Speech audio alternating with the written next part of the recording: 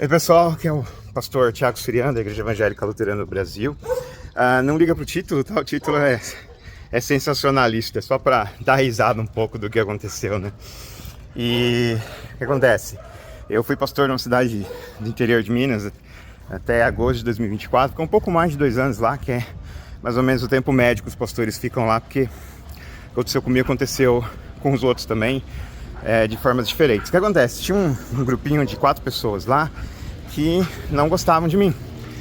Eles são fanáticos por um partido político que está no poder, no governo federal, né? E um deles pediu para eu falar mal do ex-presidente no culto. Eu falei, eu não trato de política no culto. E como eles se comportavam muito mal, eu dei bronca neles. Só que eles não gostaram, começaram a fazer de tudo para eu ir embora, para eu sair, para eu ser expulso. A congregação me apoiou, mas como ela está acostumada com esse tipo de coisa, né, daqueles que são donos da igreja tirarem o pastor, então ninguém fez nada. Falou assim, agora é só esperar porque ele vai ter que sair. Aí eu tentei reverter, né, eu falei, não, vou tentar reverter. Chamei essas pessoas para diálogo, e eles me xingaram, gritaram, foram bem baixos comigo. Então assim, tipo, e a diretoria entrou do lado deles, né, diz que precisavam deles e não era bom que eles saíssem, mas eu que tinha que sair. Começaram a fazer pressão para mim toda semana para eu ir embora. E eu não queria, eu queria resolver a situação, ajustar a situação, sabe? Queria diálogo, conversa, mas não teve jeito, né? Essas pessoas são muito maldosas e a maldade delas não deixa fazer qualquer diálogo e tudo mais. E aí eu pedi ajuda para a direção nacional da IELB e aí eles me ajudaram a sair. Agora eu vou te falar o que eles usaram para me denunciar, que é claro, não funcionou, né?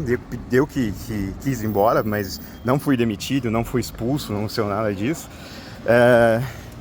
Mas o que eles usavam como motivo para eu ir embora? Peraí que meu cachorro tá... Tatuagens e brinco, roupa preta, né? Então eles falaram que um pastor não deveria... Por mais que eu usasse isso só na minha folga, né? Quando eu tava fazendo culto, eu tirava os brincos, colocava o talar e tudo mais, ficava de gola clerical, assim, tava trabalhando, entendeu? Então não era momento de curtir, era momento, apesar de eu curtir o culto, né, mas não é curtição, é momento sério. Então eu coloco uso os paramentos, não usava roupa preta no culto, de jeito nenhum, e só o talar preto, né, quando era a sexta-feira da Paixão de Cristo. Então eu fazia o talar preto, mas roupa preta, camiseta de banda, brinco, não, eu sempre tirava. E no trabalho eu trabalhava normalmente, durante o domingo, e acabava o culto, eles me viam de clerical, de terno geralmente, né, eu usava terno e tal. Mas não foi suficiente, eles usaram isso, lógico que não era isso, o problema era porque eu não pensava igual a eles em política, em outras coisas, porque tinha que ser tudo do jeito deles, tudo, eles queriam controlar como seria a liturgia, como seria o louvor e tal, né? Então, como donos da igreja, eles achavam que tinha que ser do jeito deles, só que eu não segui, então isso também deixou eles com ódio. Então, tipo, foi por esses problemas. Aí eles começaram a usar isso, porque eles sabiam que esses problemas eles estavam errados, e se eles expusessem esse problema, quem seria prejudicado seria eles, né? Então eles começaram a fazer até visitas nas casas das pessoas para organizar a minha saída, minha expulsão, né? E aí como a diretoria tomou o lado deles, estava apoiando eles, pedindo toda hora para eu ir embora, e o distrito não fez nada, não me ajudou em nada, então eu estava sozinho, estava só eu e a Camila. Então eu conversei com a direção nacional e pedi demissão do chamado, e agora eu estou em vias de receber um chamado para poder trabalhar no projeto DLC, que é para os excluídos também, que nem eu, né? E então você vê, tipo, a gente tem um lema na Igreja de Cristo para todos, mas não é para todos. Para mim, por usar roupa preta, brinco e tatuagem, não é Cristo pra mim, né? Mas assim, isso lá naquela congregação. Naquela congregação, pessoas como eu não são bem-vindas. Até um amigo meu que era tatuador queria ir, eu falava pra ele, cara, não vai porque vão te tratar mal. Vai na outra igreja. Eu falava outra igreja que não é também luterana, né? Mas pelo menos lá ele não seria tratado mal porque ele é tatuador, é guitarrista de death metal, tem todo o visual death metal, né? Então eu falei, cara, se você for ali onde eu sou pastor, você vai ser maltratado. Então, tive que indicar outra, né? E aí, isso me lembrou outras coisas, né? Nos anos 2000, era moda livros como Ele Veio para Libertar os Cativos, da Rebecca Brown, e do Daniel Mastral também, que eu esqueci o nome, eu li, né? E aí as pessoas, nesses livros, falavam que existiam satanistas, nesses livros falavam que existiam satanistas se infiltrando na igreja. E que era para tomar cuidado, porque a pessoa estava lá para atrapalhar o culto espiritualmente por serem satanistas, né? E aí eu fui visitar uma igreja que uma amiga minha convidou, e o cara falou assim, o pastor lá falou: gente, tem satanista entre nós, vamos orar. E aí oraram, eu falei: peraí, acho que ele tá falando de mim, né? Aí eu fiz o teste e levantei. Quando eu levantei para ir embora, todo mundo começou a bater palma, dar glória a Deus e tudo mais, porque, nossa, eu era satanista por causa da roupa preta, né? Os brincos e tatuagem, então eu era satanista. E teve uma outra vez que eu fui numa igreja visitar uma amiga, né? Que tinha acabado de se converter, fiquei feliz. Falei: vou lá na sua igreja qualquer dia. Só que eu chegando lá, os diáconos chegaram em mim e falaram: não tem lugar para você aqui. Eu não acho que seja satanista, talvez os diáconos sim, eu acho que os diáconos deviam estar pensando que eu era satanista. Mas assim, ela estava se relacionando com o pastor, e eu acho que o pastor ficou com ciúme, porque eu era da época antiga dela, né? Mas eu já era cristão, entendeu? Já era cristão. Então, tipo, nas duas vezes eu já era cristão, né? E na primeira vez eu era pastor. Então, tipo, as pessoas têm essa paranoia aí com o pessoal mais alternativo, que nem eu. Eu acho estranho, porque assim, tipo, nos anos 2010, ninguém falava nada comigo. Eu fiz seminário lá, fiquei 6 anos no seminário, ninguém nunca reclamou, sabe? Mas parece que o pessoal tá ficando cada dia mais conservador. E aí tem um monte de gente que não aconteceu só em Berlândia, né? Tem um monte de gente, até aqui em São Paulo, reclamando da minha roupa, do meu estilo, da tatuagem e tudo mais. E cara, assim, tipo, que nem eu me identifico como escória, que eu falo toda hora, e tem gente que não gosta. Mas é verdade, eu não posso ir nas igrejas, porque eu sou escória, isso é ser escória, né? Eu não posso ir nas igrejas, senão vão dizer que eu sou satanista, que eu tô lá para atrapalhar o culto. Eu não sou bem-vindo na maioria das igrejas evangélicas no país, eu não sou bem-vindo. Nas igrejas que eu posso ir, tem sempre gente que não me trata bem, me trata mal pra caramba por causa do meu visual. Então assim, eu sou escória, cara, eu sou escória, tô lá pelas cotas, né? Tô lá pela misericórdia de Deus, né? A maioria, na minha congregação, a maioria, graças a Deus, me apoia, né? Então não tem esse problema. Agora, em outras igrejas, até luteranas, de repente do interior e tudo mais, não vão me aceitar do jeito que eu sou, né? Então, tipo, o que é isso? É escória. Escória significa lixo, você joga fora o lixo, né? Então, você joga fora a escória porque não presta. Então, assim, pessoas como eu não prestam para ir para a igreja. E aí nós somos jogados fora, que não aconteceu comigo, falei dos 3 relatos aí. E eu acredito que vai acontecer mais coisas mais pra frente também, né? E eu já tomei cuspida na cara, putz, cara, assim, tipo, já fui muito, eu fui só não, né? Eu sou muito hostilizado pelo meu visual, entendeu? Então, tipo, assim, o pessoal me acusa na época me acusava muito de satanismo, né? Falava que eu era satanista, por causa da minha roupa, né? Então foi esse tempo, cara, assim, o meu visual já é legal, cara, porque assim, o pessoal é muito preconceituoso. Eu fui capelão no presídio lá em São Leopoldo, eu trabalhava lá dentro do presídio fazendo trabalho de capelania, né, colocando, falando a palavra de Deus pro pessoal lá. E aí uma vez, tinha um cara novo lá que não me conhecia, era eu e mais um colega, né. E aí a gente acabou o trabalho, a gente foi embora, bateu na porta e ele falou assim: não, esse rapaz daqui eu sei que não é daqui, agora você é daqui, você... Ou seja, ele me deixou preso lá, acho que por uns 10 minutos, fiquei preso na cadeia por 10 minutos, sem nem ter sido julgado e condenado, sem nem ter cometido crime por causa do meu visual, entendeu? Fiquei 10 minutos preso lá até o diretor chegar lá, o diretor não tava, né? Aí era gente nova ali que não me conhecia, até o diretor chegar e falar: ó, eu conheço ele, eu autorizei, aí eu pude ir embora, né?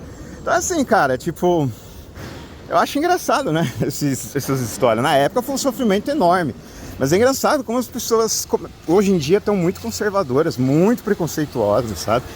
Nos anos 2010 não era assim, pessoal, era tranquilo, mas aí veio a polarização em 2018 e agora, tipo, a polarização não é só mais em quem candidato você volta, mas de tudo, tipo, ou você segue o que eu falo, ou você é meu inimigo.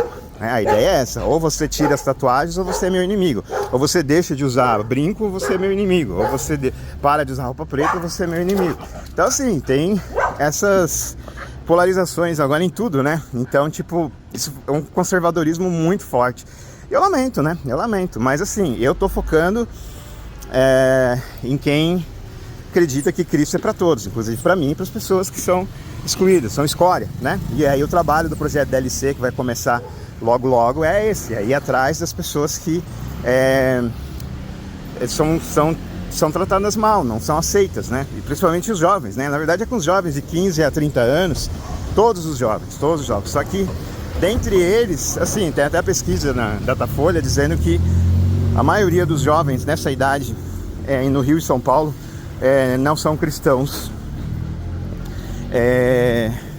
Na verdade, assim, a maioria não, a metade, né? Metade não quer saber de igreja. Então, tipo assim, não adianta eu chamar o povo para ir para a igreja, eles não vão chamar uma pessoa, independente de quem seja, a gente não vai ter preconceito ou julgamento nenhum. Independente de quem seja, nós vamos chamar para ouvir de Jesus. Daí a gente vai ter espaços dedicados a isso, para poder falar de Jesus para essas pessoas, porque aí se elas quiserem seguir a Cristo, aí nós encaminhamos depois para uma congregação, né? Para ela seguir a Cristo do jeito que ela quer, mas enquanto ela não se identifica com Cristo, a gente vai ter um local seguro, onde ela não vai ser julgada, não vai ser discriminada, para ouvir a palavra de Deus. E o Espírito Santo fazendo a obra, ela pode ir numa congregação, se filiar para fazer isso, porque infelizmente na igreja tem um joio no meio do trigo, né?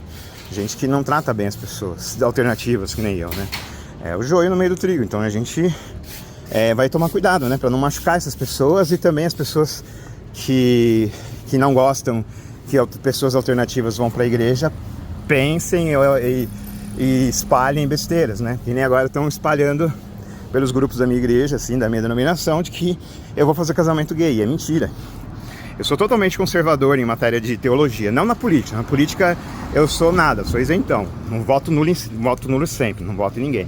Mas na teologia eu sou conservador, só que na cultura e nos costumes eu não sou nada conservador. Nada, eu gosto de coisas diferentes, entendeu? E aí, as pessoas que gostam de coisas diferentes, como eu, não podem ir para a igreja. Então, a gente vai colocar um lugar seguro, onde elas não sejam hostilizadas pelo visual, pelo que elas são, mas que elas sejam acolhidas e ouçam a palavra de Deus. E aí, ela ouvindo a palavra de Deus, ela decide se quer seguir a Cristo. Se quiser seguir a Cristo, ela vai ser encomendada para uma congregação para recebê-la e ajudá-la.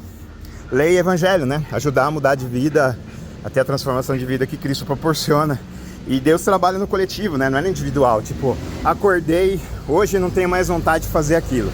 Não é assim. Só continua com vontade, mas se ela recebe ajuda, ela recebe meios de fugir do pecado, entendeu? De não cometer aquele pecado.